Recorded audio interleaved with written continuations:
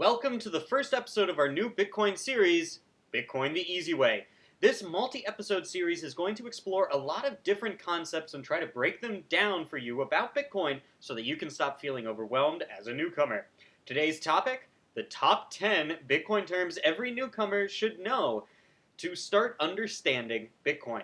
Now, some of these terms might seem big and the definition might not make a lot of sense right now. But the important thing is, if you take away anything, just know that they exist. That alone will help you navigate the Bitcoin sphere. Let's get started. The first term, address. This is where your Bitcoin is stored. And it can be given to people to send or receive Bitcoin. It's important to note that you can have multiple addresses with a single wallet, and the address is simply these letters and numbers that look just like this. You'll see it in your wallet, which I'll talk about later. The next term, blockchain. Blockchain is a digital ledger that keeps track of all transactions in the Bitcoin network. The same technological foundation is used in other industries, such as voting or data storage. The blockchain is just a collection of continuously growing records called blocks, which are linked and secured together. Next term, lot. So in the same vein, used to store data from all transactions on the network. These blocks are linked to the previous block, creating a blockchain of data to verify and secure the data on the network. Moving on to the next term, it's cryptocurrency.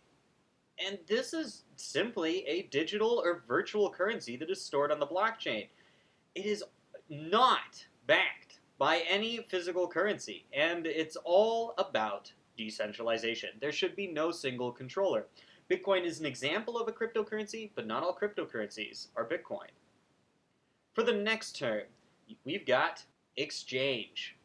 This is simply a digital platform where users can buy, sell, or trade various cryptocurrencies, like Bitcoin. The next term is fiat. This is simply a government-issued currency that is not backed by a physical commodity. The next term is fork. And no, not that kind of fork. A fork is simply a split in the Bitcoin network that occurs when an underlying protocol of a cryptocurrency is changed. An example of a Bitcoin fork is Bitcoin Cash. It's created a new cryptocurrency. The next term is mining, and this is simply the process of verifying and adding transaction records to a public ledger of past transactions, which is the blockchain, which we talked about earlier. The next term is Satoshi. This is the creator of Bitcoin. The spooky part? He's been missing since 2010. Who is he? Nobody actually knows. The final term is wallet. And this is kind of like your piggy bank for Bitcoin, but it's digital. And it's used to store, send, and receive Bitcoin, and it produces those addresses that I talked about earlier. By knowing these 10 terms, you'll now know more than the average Joes. Make sure to tune in to the next installment to help your Bitcoin knowledge grow. Thank you.